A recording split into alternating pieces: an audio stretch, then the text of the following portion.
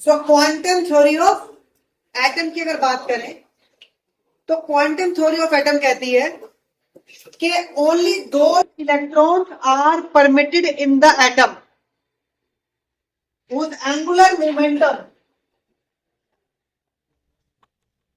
is equal to NH upon में 2 पाई।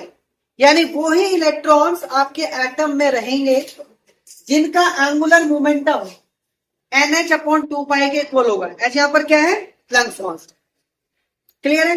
अब ये कॉन्सेप्ट कहां से आया, तो जो एंगुलर मोमेंटम है वो NH अपॉन 2 पाई के इक्वल होगा। चलिए बात करें इलेक्ट्रॉन की, तो इलेक्ट्रॉन न्यूक्लियस के अराउंड एक सर्कुलर पाथ में रिवॉल्व कर रहा है। क्लियर है, ये इसका रेडियस है। अब अगर ड्यूल नेचर ऑफ पार्टिकल की बात करें तो particle behaves like a particle as well as wave, यानी हर पार्टिकल वेव की तरह काम करता है और पार्टिकल की तरह भी काम करता है। अब इलेक्ट्रॉन एक पार्टिकल है, जब इलेक्ट्रॉन न्यूक्लियस के अराउंड रिवॉल्व कर रहा है तो इसके अंदर भी दोनों कैरेक्टर होंगे। ये पार्टिकल तो है ही, ये एक वेव की तरह भी काम करेगा। तो अगर ये पार्टिकल है तो एक रेवोल्यूशन के अंदर ये कितना स्टेप ट्रेवल करेगा, 2 पाई आर इक्वल टू सर्कमफेरेंस। अगर पार्टिकल है तो इसका डिस्टेंस एक रेवोल्यूशन के लिए कितना होगा, 2 पाई आर।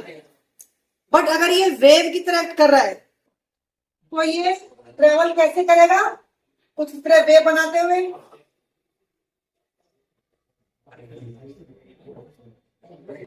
इस तरह से वेव बनाते हुए ये न्यूक्लियस के अराउंड रिवॉल्व करेगा। क्लियर। तो जब ये वेव की तरह एक्ट कर रहा है तो एक रेवोल्यूशन में इसका जो पाथ ट्रेवल्ड होगा वो कितना होगा, भाई कितनी वेव बनाई, एन का नंबर ऑफ वेव, और एक वेव लेंथ की लेंथ लैम्डा, क्या हो गया, टोटल पाथ हो गया। टोटल पाथ क्या होगा, कितनी वेव बनाई एन नंबर ऑफ वेव, और कितनी वेव की लेंथ यानी लैम्डा। तो एन लैम्डा हो गया इसका पाथ जो ये एक रेवोल्यूशन में कवर करेगा। जो डी ब्रोगली कॉन्सेप्ट है वेवलेंथ का,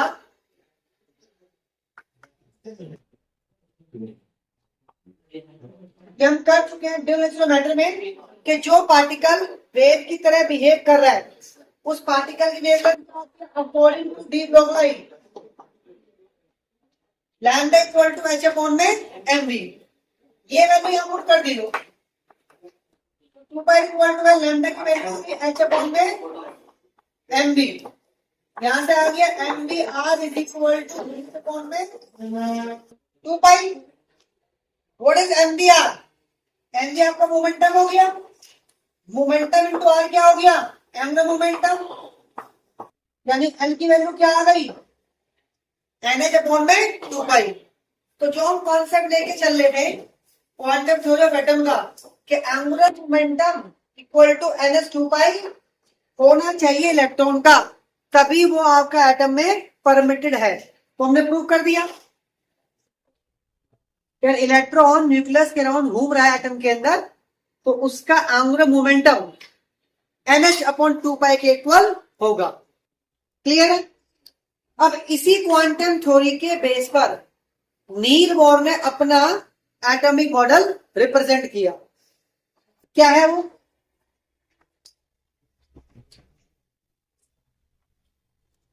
नील बोर एटॉमिक मॉडल। उसका जो फर्स्ट पोस्टुलेट था वो यही था कि only those electrons are permitted in the atom which satisfy quantum condition।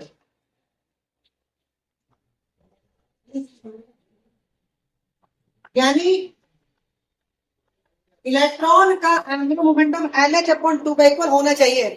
अगर ऐसा है तो वही इलेक्ट्रॉन्स आपके एटम में रहेंगे। ये उसका फर्स्ट पोस्टुलेट था। सेकंड पॉस्टुलेट, नील बोर ने अपने मॉडल में इलेक्ट्रॉन को एक वेल डिफाइंड पोजीशन दे दी। रदरफोर्ड ने सिर्फ ये कहा कि एटम में इलेक्ट्रॉन जो है वो न्यूक्लियस के अराउंड घूम रहा है, लेकिन ये नहीं बताया कि किस फिक्स पाथ में घूम रहा है। नील बोर ने उसको एक वेल डिफाइंड पोजीशन दी। उसने कहा कि एटम में जो इलेक्ट्रॉन है वो न्यूक्लियस के अराउंड एक फिक्स ऑर्बिट में रिवॉल्व कर रहा है, यानी उसने इलेक्ट्रॉन को एक पोजीशन दे दी। वो पोजीशन क्या दी? ऑर्बिट, एक प्लेस दे दिया। यानी नील बोर के एटम में इलेक्ट्रॉन को एक वेल डिफाइंड पोजीशन दी गई, वो क्या थी? Orbit, right. तो ऑर्बिट ही वो प्लेस है या ऑर्बिट वो साइट है जिसके अंदर इलेक्ट्रॉन आपका एटम के अंदर रिवॉल्व करता है। थर्ड जो पोस्टुलेट था,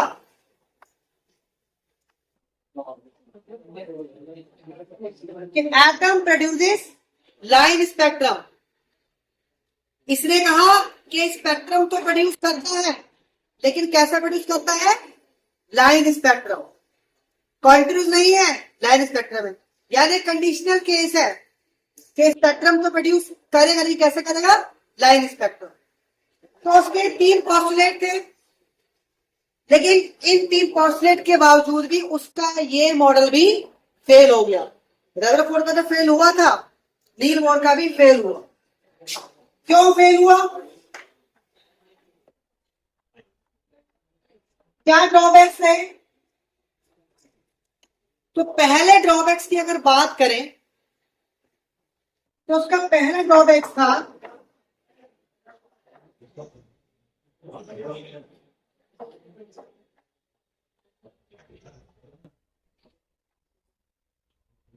इसका जो मॉडल था वो हीजनबर्ग अनसर्टेनिटी प्रिंसिपल के बिल्कुल अगेंस्ट था।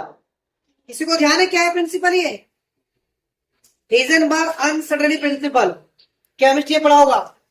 इस प्रिंसिपल के हिसाब से क्या है कि it is not possible to find the exact position and the momentum of the electron in the atom. यानी ये प्रिंसिपल क्या था कि तो पॉसिबल ही नहीं है कि हम इलेक्ट्रॉन की पोजीशन को फाइंड कर सके एटम में कहा है। और नील बोर क्या कह रहा है कि है, उसके हिसाब से फिक्स पोजीशन है, वो क्या है? ऑर्बिट है। तो इसका मॉडल इसके प्रिंसिपल के बिल्कुल अगेंस्ट था। ये इसका फर्स्ट ड्रॉबैक था। दूसरा ड्रॉबैक, इसने ये तो बता दिया कि स्पेक्ट्रम कैसा है? लाइन स्पेक्ट्रम है, लेकिन वो ये नहीं बता पाया कि अगर इस लाइन स्पेक्ट्रम के अराउंड हम एक इलेक्ट्रिक या मैग्नेटिक फील्ड सेटअप करेंगे तो इस स्पेक्ट्रम पर क्या इफेक्ट होगा। यानी this model fail to explain the effect of electric field and magnetic field on the line spectrum. Further discover हुआ, केमिस्ट्री में आपने पढ़ा होगा, एक कॉन्सेप्ट होता है जीमन इफेक्ट।